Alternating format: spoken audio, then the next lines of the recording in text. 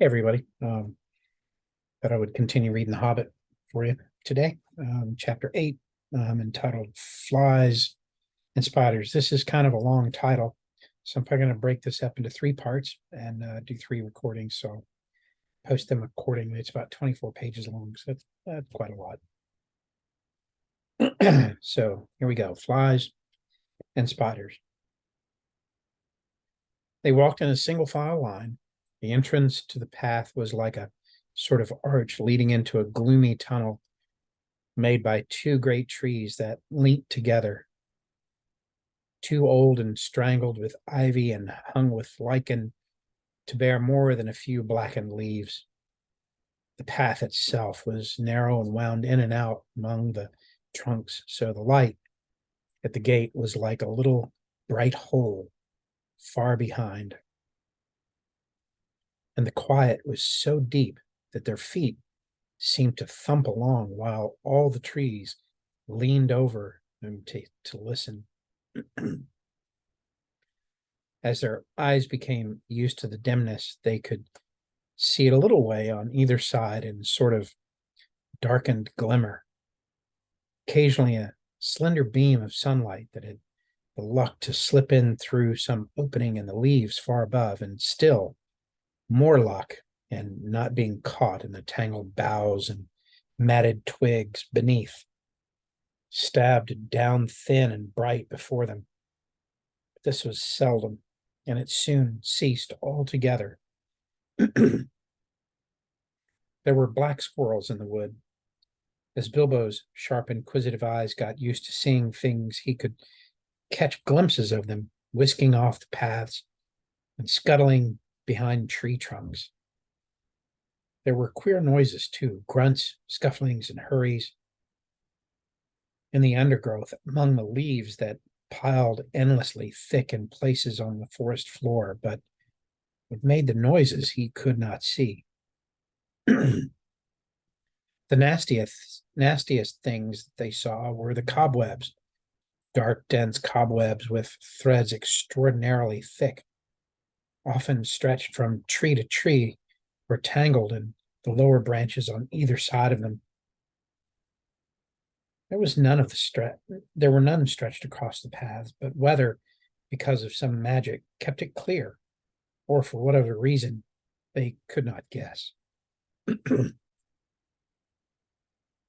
wasn't long before they grew to hate the forest as heartily as they had hated the tunnels of the goblins, and it seemed to offer even less hope of any ending. But they had to go on and on, long after they were sick for the sight of the sun and of the sky, and longed for the feel of the wind on their faces. There was no movement of air down under the forest roof, and it was everlastingly still and dark and stuffy. Even the dwarfs felt it, who were used to tunneling and lived at times for long whiles without the light of the sun. But the hobbit, who liked holes to make his house in, but did not spend summer days in, felt that he was being slowly suffocated. The nights were the worst. It then became pitch dark. Not what you call pitch dark, but really pitch. So black that you could see nothing. Bilbo tried flapping his hand in front of his nose, but he couldn't see it at all. Well, perhaps it's not true to say that he could not see nothing. They could see eyes that slept all closely huddled together and took it in turns to watch. And when it was Bilbo's turn, he would see gleams in the darkness round them. Sometimes pairs of yellow or green or red eyes would stare at him from a little distance, then slowly fade and disappear, and slowly shine out again in another place. And sometimes they would gleam down from the branches just above them, and that was terrifying. But the eyes that he liked the least were horrible, pale, bulbous sort of eyes. Insect eyes, he thought, not animal eyes, only they are much too big. Although it wasn't yet very cold, they tried lighting watchfires at night, but they soon gave it up. It seemed to bring hundreds and hundreds of eyes around them. Though the creatures, whatever they were careful never to let their bodies be shown in the little flicker of the flames. Worse still, it brought thousands of dark gray and black moths, some nearly as big as your hand, flapping and whirring about around their ears. They couldn't stand that, nor the huge bats, black as a top hat either. So they gave up fires and sat at night and dozed in the enormous, uncanny darkness. All this went on for what seemed to the Hobbit ages upon ages, and he was always hungry, for they were extremely careful with their provisions. Even so, as days followed days, and still the forest seemed just the same, they began to get anxious. The food wouldn't last forever. It was, in fact, already beginning to get low. They tried shooting at the squirrels, and they wasted many arrows before they managed to bring one down on the path. But then, when they roasted it, it proved horrible to the taste, and they shot no more squirrels. They were thirsty, too, for they had none too much water, and in all the time that they had seen neither spring nor stream. This was their state when one day they found their path blocked by running water. It flowed fast and strong, but not very wide, right across the way, and it was black, or it looked in the gloom. It was well that Bjorn had warned them against it, and they would have drunk it. Whatever its color, and filled with some of the emptied skins at its banks, and had filled some empty skins at the bank. As it was, they only thought of how to cross it without wetting themselves in its water. There had been a bridge of wood across it, but it had rotted and fallen, leaving only broken posts near the bank. Bilbo, kneeling at the brink and peering forward, cried, "There's a boat against the far bank. Now, why couldn't it have been on this side?" "How far away do you think it is?" asked Thorin, for by now they knew Bilbo had the sharpest eyes among them. "Not at all far. I shouldn't think about 12 yards. 12 yards? I should have thought it would have been 30 at least, but my eyes don't see well as they used 100 years ago. Still, 12 yards is as good as a mile. We can't jump it, and we daren't try to wade or swim." "Can any of you throw a rope?" "What's the good of that? The boat is sure to be tied up, even if we could hook it, which I doubt."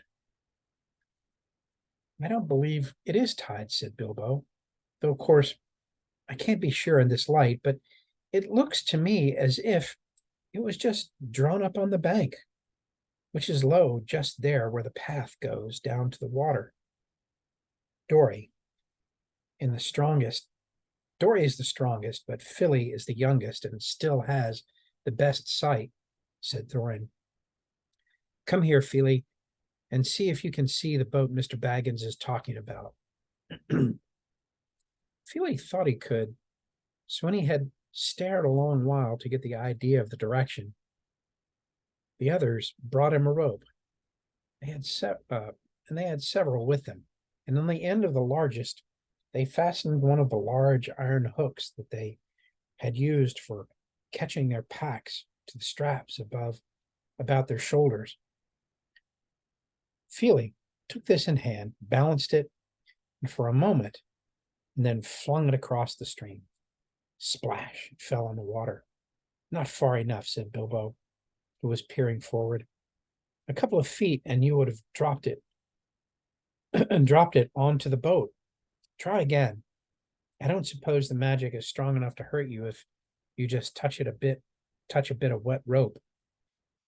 Feely picked up the hook, and when he had drawn it back, rather doubtfully all the same, this time he drew it with great strength and threw it. Steady, said Bilbo. You've thrown it to the right into the wood on the other side now. Draw it back gently. Feely hauled the rope back slowly.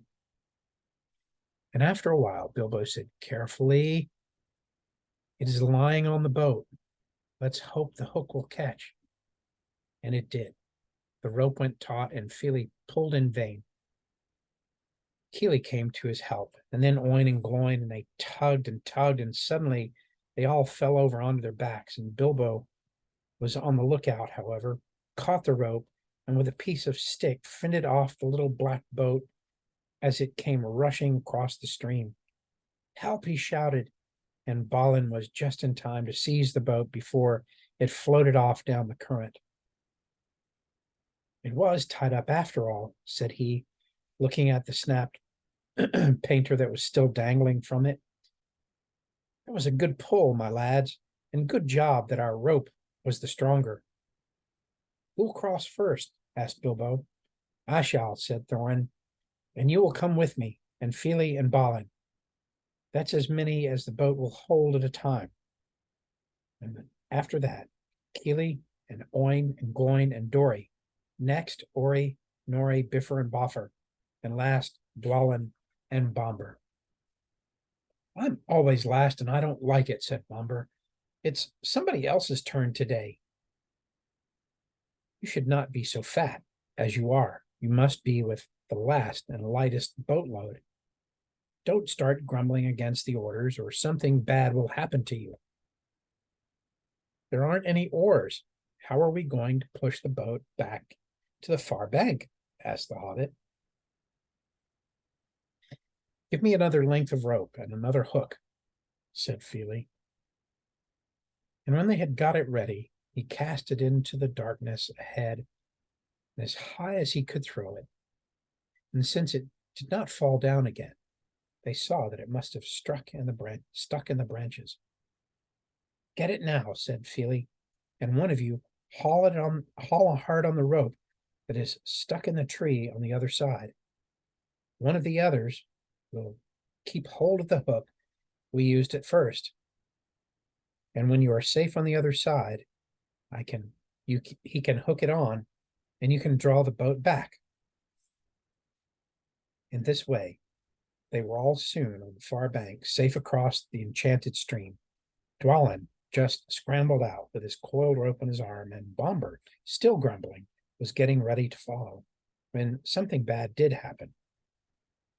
There was a flying sound of hooves on the path ahead, and out of the gloom came suddenly the shape of a flying deer.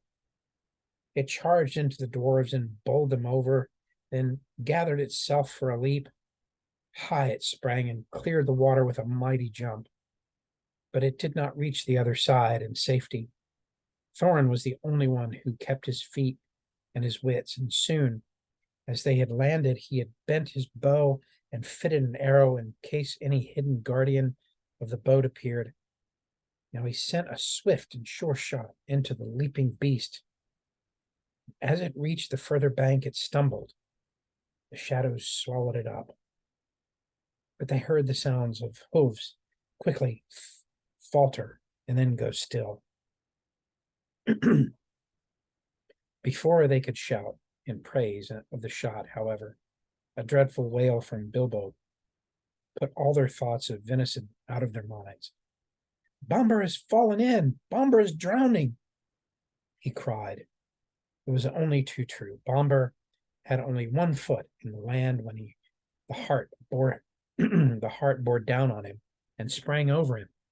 And he stumbled and thrusting the boat away from the bank, and then toppled back into the dark water. His hands slipped off the slimy roots at the edge, while the boat span slowly off and disappeared. They could still see his hood above the water when they ran to the bank, and quickly they flung a rope with a hook towards him. His hand caught it, and they pulled him to the shore, and he was drenched from hair to boots, of course, but that was not the worst. When they laid him on the bank, He was already fast asleep, with one hand clutching a rope so tight that he could not get it. They could not get it from his grasp. And fast asleep, he remained in spite of all they could do. They were still standing over him, cursing their ill luck and Bombur's clumsiness, and lamenting the loss of the boat, which made it impossible for them to go back and look for the hart. When they had become aware of the dim blowing of the horns in the wood, and the sound as of dogs baying far off, then they all fell silent. And as they sat, it seemed they could hear the noise of great hunt going by to the north of the path, though they saw no sign of it. There they sat for a long time, and did not dare to make a move, and Bombur slept while, with a smile on his fat face, as if he had no longer cared for the troubles that vexed them. Suddenly on the path ahead peered some white deer, a hind of fawns, as snowy white as the hart had ever been dark. They glimmered in the shadows, and before Thorin could cry out, 3 of the dwarves had leapt to their feet and loosed off arrows from their bows. None seemed to find their mark, and the deer turned and vanished into the trees as silently as they'd come. And in vain the dwarves shot the arrows after them. Stop, stop, shouted Thorin. But it was too late. The excited dwarves had wasted their last arrows, and now the bows that Bjorn had given them were useless. They were a gloomy party that night, and the gloom gathered still deeper on them in the following days. They had crossed the enchanted stream, but beyond it the path seemed to straggle on just as before. And in the forest they could see no change.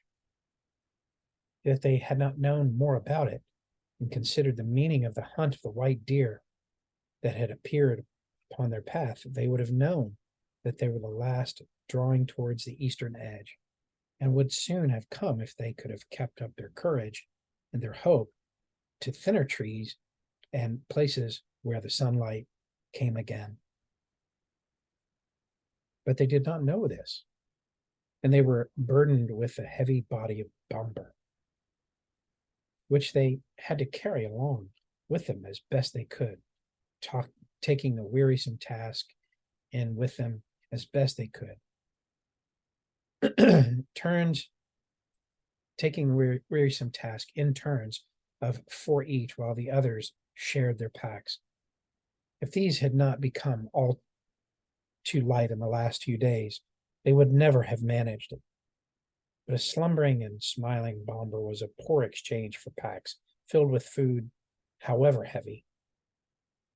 In a few days' time, they came to where was practically nothing left to eat or drink, nothing wholesome could they see growing in the wood, only funguses and herbs with pale leaves and unpleasant smell.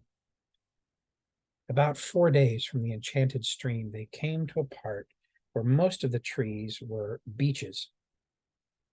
They were at first inclined to be cheered by the change, for here there was no undergrowth, and the shadow was not so deep.